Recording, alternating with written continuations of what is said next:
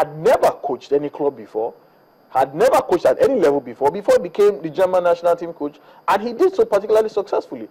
In his assistant, he had Joachim Löw, who had already coached other clubs, Fenerbahce, Stuttgart, and other clubs. So he was coming with, but could have some experience that could help him through. Exactly, but the truth about even Joachim Löw himself had never achieved anything of note when he was coaching those clubs. The only highlight of his career was when he became German national team coach. Because so there are precedents. A Pep Guardiola, who was a youth coach, and then was thrown up. Exactly, those ones are good examples. Yeah. But you have to understand something. Oliseh is not Klinsmann. Klinsmann is a legend as far as global football is concerned. He is listed as in FIFA's in 2000 in FIFA's 2004 list. Now in Nigeria, he's listed in FIFA's 2004 list of 100 living greatest players. Oliseh is not on that list. That is not. Wait, Oliseh is a legend in Nigeria. Yeah, yes, so, I agree. We can too little into the fact that maybe somebody published a list of 100 legends. That's not our issue. You cannot say that FIFA's list is not credible. Is Maradona in that list? Maradona is in that list. So how has that impacted on his coaching ability? But is Maradona not one of the greatest players alive? We're not talking about their coaching ability. We're talking about their coaching ability. No, I don't want us to go outside of the issues.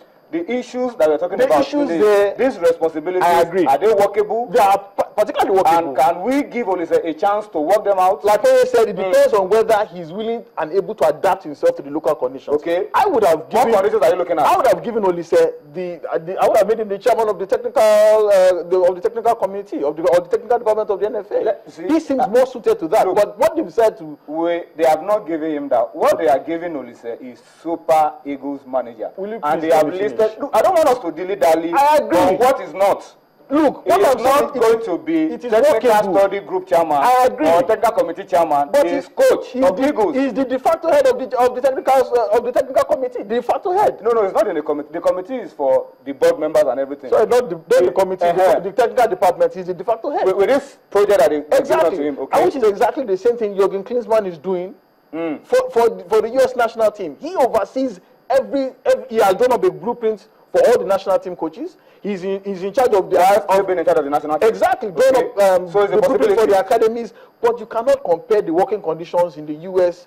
Now you are talking. Soccer Federation about the Nigerian Football Federation. Now you are talking. And now let's narrow it down to what you said. That is what I wanted you to come out, not to list out the other nominations, the working conditions. So make no mistake, about the responsibility given to Oliseh.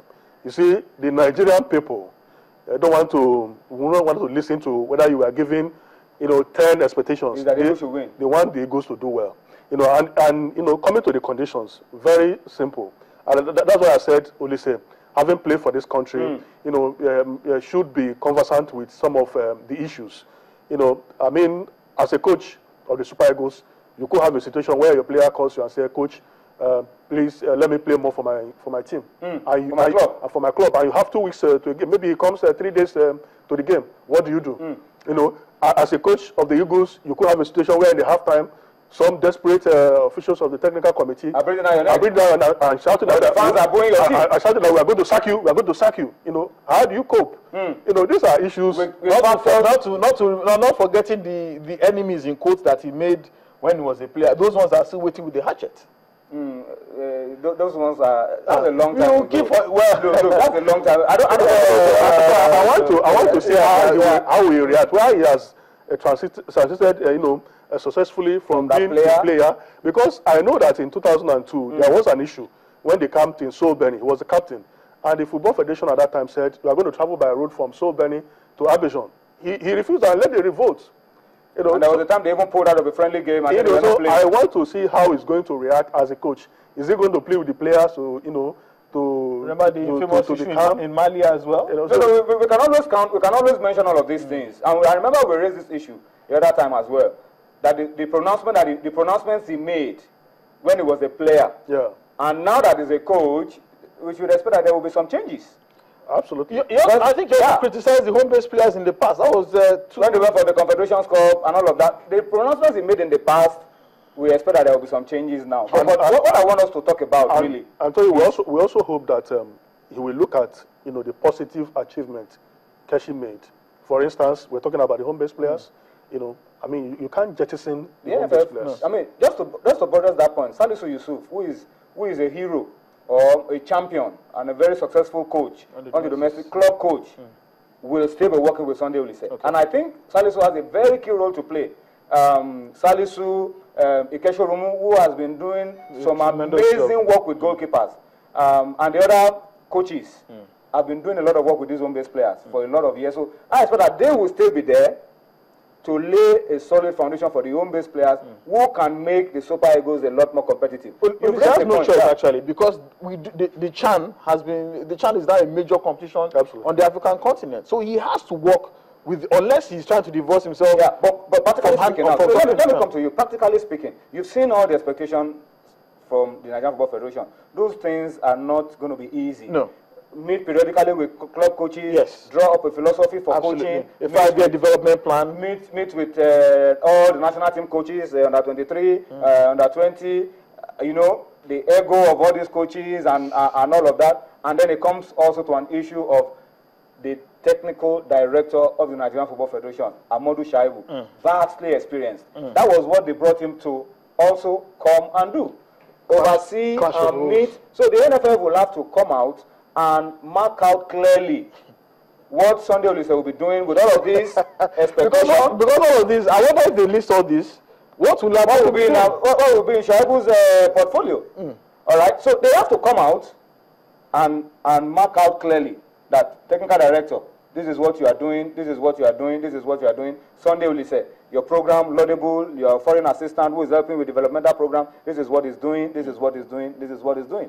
So we also need to highlight that for the Nigerian Football Federation as quickly as possible. That's a potential point of conflict, and it is better that they address it as quickly as possible, so that we do not have issues where there are, I mean, two high-profile coaches are going head-to-head. But from everything you said and everything that the NFA have listed, it seems fantastic.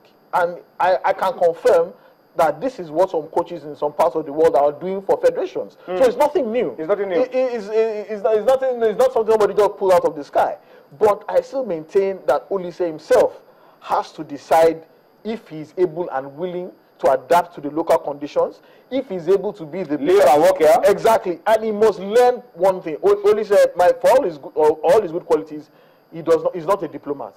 Diplomacy is the ability to navigate the minefields of human confrontation in such a way that you still get your job done. So he has to learn diplomacy. He has to learn diplomacy. Okay. A lot of people will come with him at different things. Only I said that executive committee members breathing down your neck, threatening you with Nigerians breathing down your neck.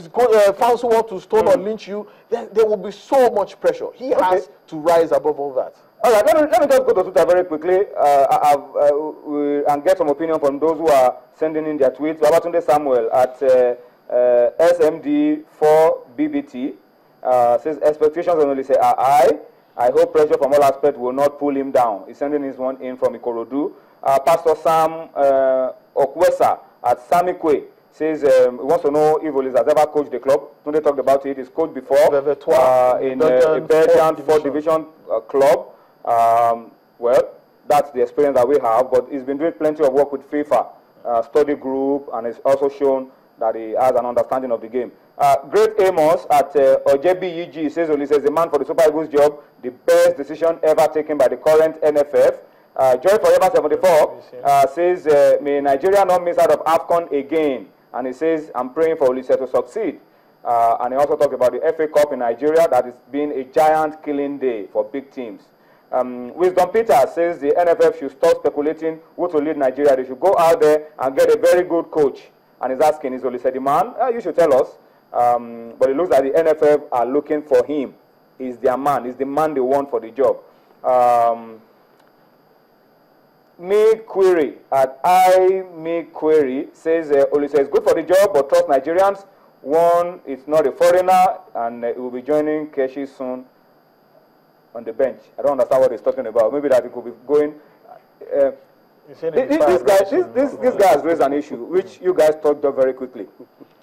I have a worry with Africa we don't respect our own in Africa. It's not a Nigerian problem, it's an African problem. When a foreigner comes, does very little, gets big result, we praise them to high heavens. When an African coach does the same, and even works a lot harder, it doesn't get almost that same kind of mention.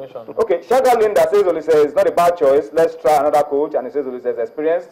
The best thing that will happen to the Super Eagles and the technical growth of Nigerian football is the employment of Sunday Oliseh. That is coming from Ben Ikerionwu at Solis Center. Babatunde Samuel also says, let's join hands to make Oliseh succeed. That is supposed to be our target. Whoever they pick, we have to work with and make the person succeed. All right. Wisdom Peters, Nigeria is a world-class team and needs a world-class coach, not an average coach like Oliseh. We need the best. Oliseh hasn't even started work, and this guy's already calling him an average coach. But once the NFF have gone for their man, we don't have any choice than to support and make sure that he succeeds. We have to go on a quick break now. Tunde, thank you so much for your time. Somebody called me from your alma mater, Obafemi Awolowo University, and said I should always allow you to talk. Thank you. I should not shut you down. Thank you, whoever you are. Whether what you are saying is making sense or not, I should not allow you to talk. I know. That's not that bad. But next time I'll allow you to talk. not today. We'll go on a quick break now. When we return from this break, CC will be joining us. We'll talk a little bit about the women's game. And then there's also plenty more on Sports Tonight. Join us again.